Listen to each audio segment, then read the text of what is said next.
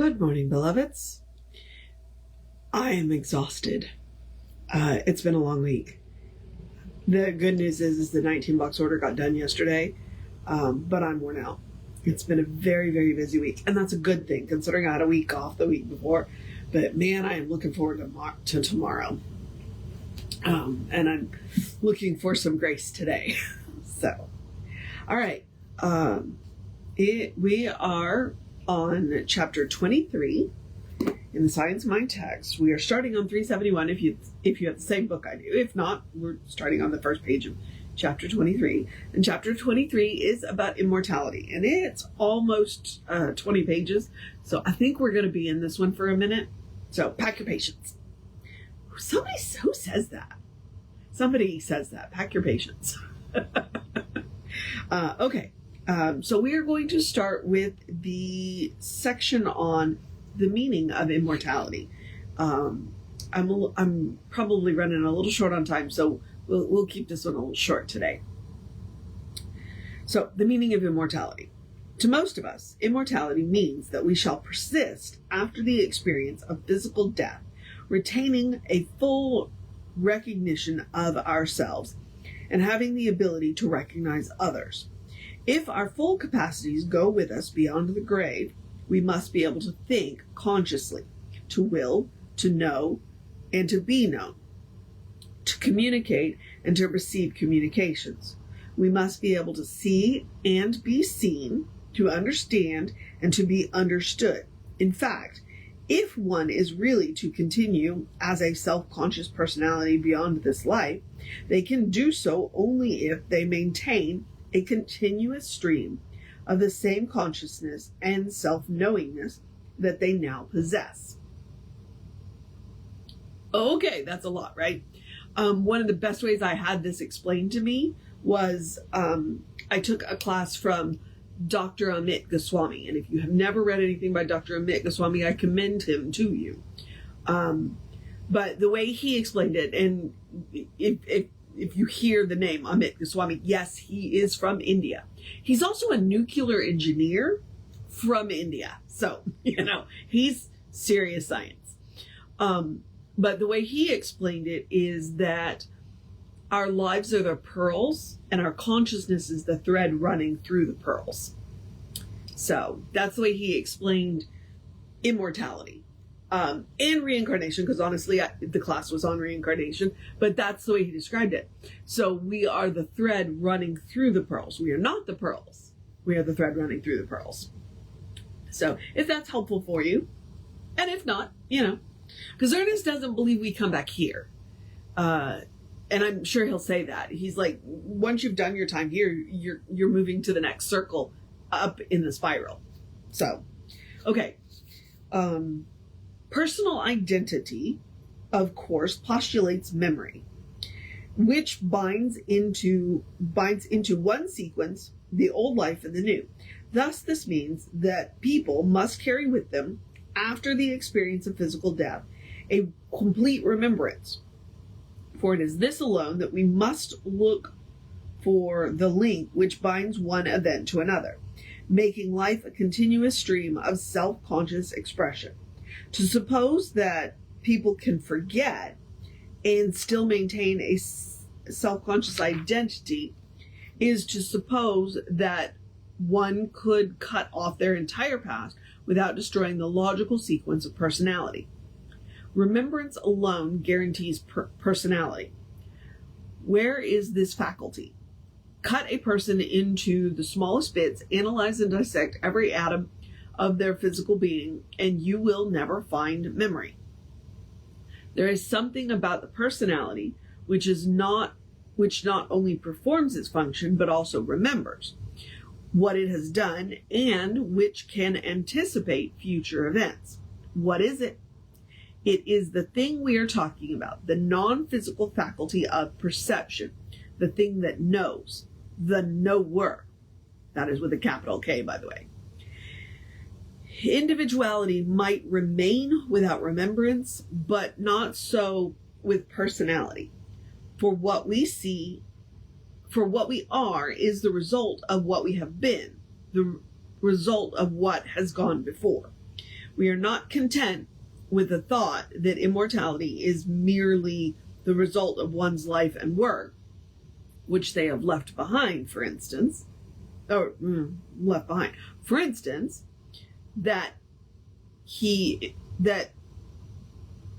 they immortalize themselves in their offspring. We still ask, what of the person? The person, then, if they are to leave an immortality worthy of the name, must continue as they are now, beyond the grave. Death cannot rob them of anything if they are immortal. That's all in caps. Okay, next section. Where did people come from and why? That's a very short section for that heavy of a topic. Okay, let's get on with that. To inquire. I think I need to clean my glasses. To inquire why life itself is useless. For life is self-existent, and all of the science, wit, and art of people can never fathom that which is self-existent. I am that I am. Since we must have evolved from, or become manifested in, that which is. Our physiology and psychological reactions are hang on, dang it, Ernest. Yeah, real people reading Ernest. Not that slick produced, Audible that you can get. But you also get my personal opinions too, so, Okay, let's try this again. Our physiological and psychological reactions are reactions to something which has an actual existence, intelligence, and consciousness. Our actions and reactions can be analyzed. The invisible life principle incarnated in us cannot be analyzed. Any attempt to do so is futile. Facts admit of proof. Life announces itself. We know that we are. Even a flat denial of our existence would constitute a bold affirmation of its reality. If we were to push our history back to some beginning, we should be compelled to make the simple statement that people are. If a person's life is of God, then it comes from a source that has no beginning. So the question as to why they are must forever remain unanswered. God could not tell why God is. To suppose that life could give an excuse or reason for being would be to suppose an absurdity. Life is. And right at this point, all inquiry into truth starts. And from this point alone must the inquiry continue. We are not so much interested, however, in why we are here as in what we are. That we are some part of life, no one can deny, and keep faith with reason. Okay, Ernest. So effectively, Ernest just bypasses the question of why. He's like, don't waste your time on that question. Don't waste your time on your question of why we're here. It doesn't matter, and it's what is it? It's not a fruitful source of inquiry, as I've heard the phrase used. Don't waste your time on the why we are here. Okay? Accept that we are, and let's move on to what we are. Okay? That's his stance on it. I don't know how I feel about that, but it's as good of an answer as any. I don't think anybody's ever given a better answer. All right. So we're going to start with, I'm going to do two more sections. I'm going to do what is the body, and I'm going to do shall we have a body hereafter, because they're both fairly short sections. And then we're going to wrap this up. So, all right, what is a body? When people first awakened to self-consciousness, they had a body with a definite form, showing that instinctive life, which is God, had already clothed itself with the form of flesh.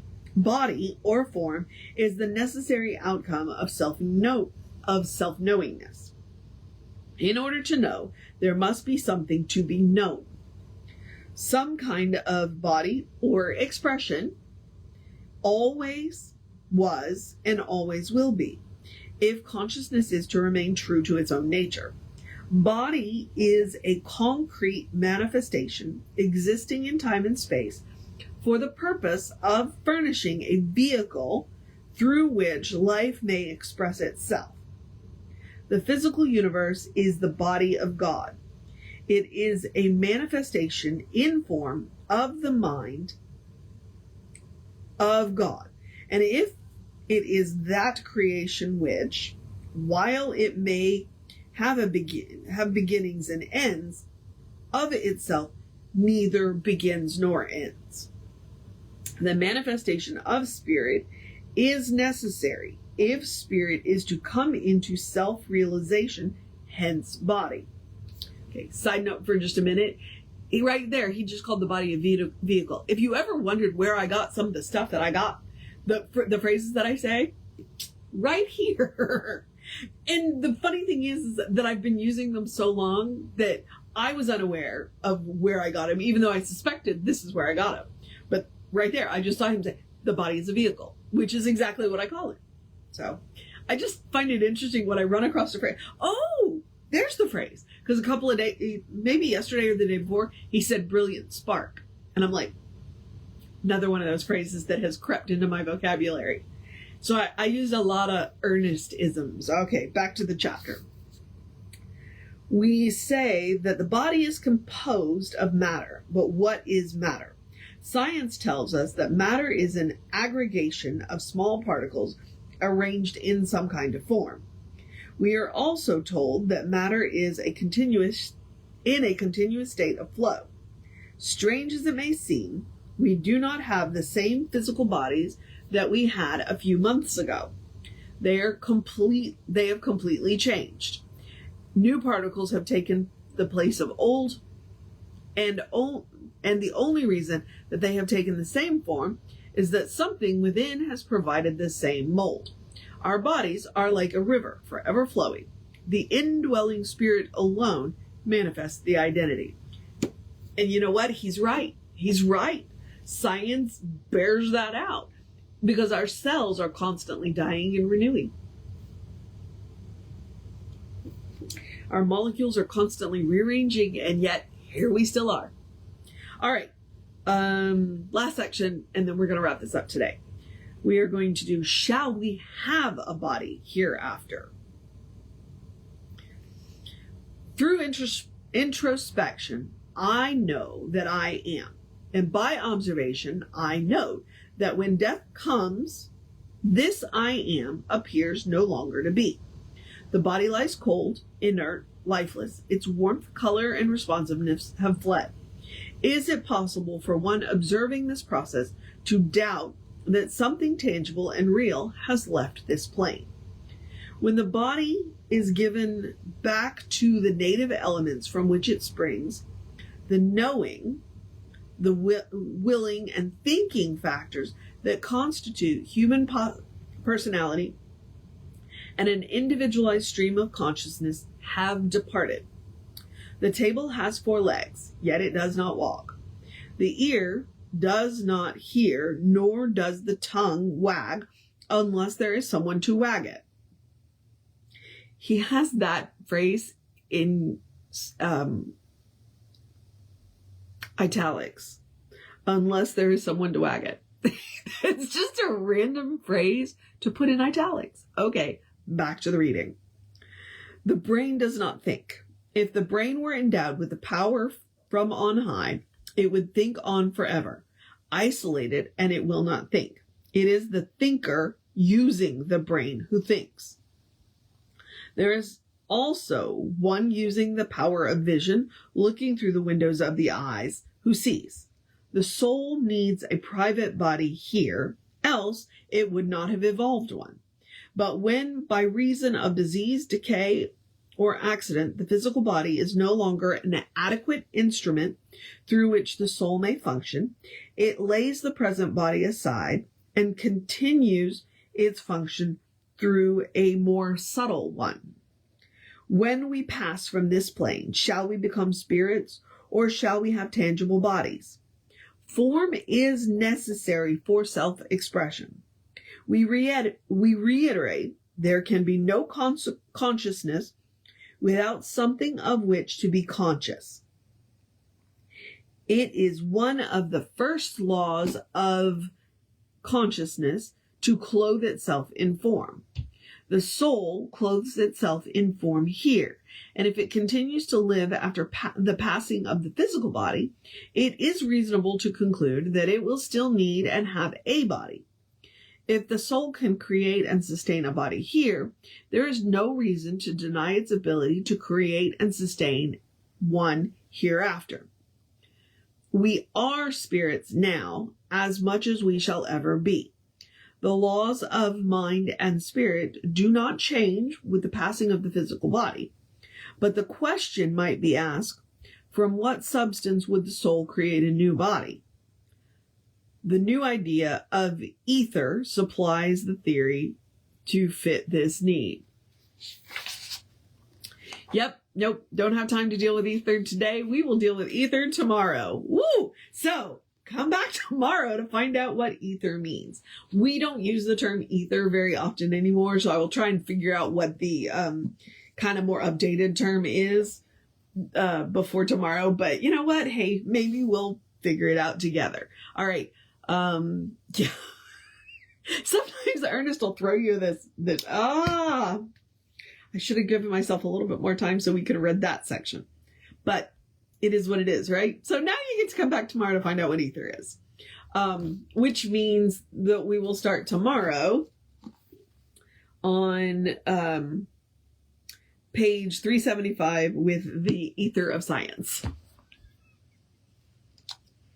All right, just quick housekeeping. We are Creative Life Spiritual Center, Creative Life Spark. I'm the running Rev Ryan on the social medias. One of the easiest ways that you can support the center, and it doesn't cost you anything other than a click, is to go and engage with our social media. Go like, subscribe, follow, share, comment, whatever else you can do to engage with our social media. We appreciate it. It bumps us in the algorithms when y'all engage with us. Okay. I just lost my train of thought completely. Wow. All right. Yeah. So, if you want to know more about the center, then please, the website is creativelife.org and the constant contact email is email@creativelife.org.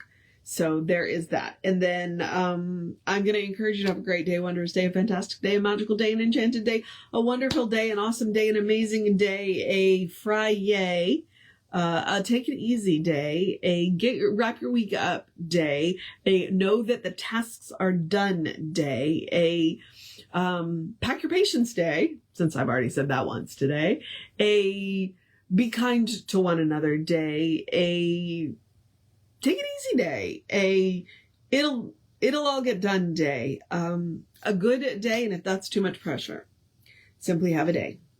You are enough just as you are. You are a beloved expression of the divine. You are spirit in motion, God in action,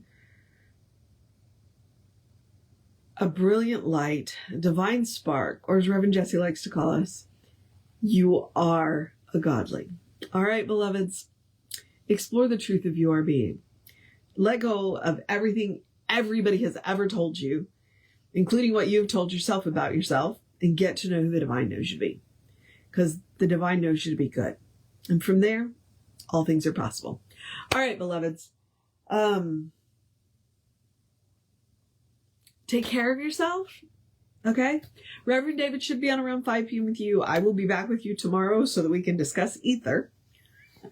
Take care of yourself. Know that you are loved, and I will see you next time.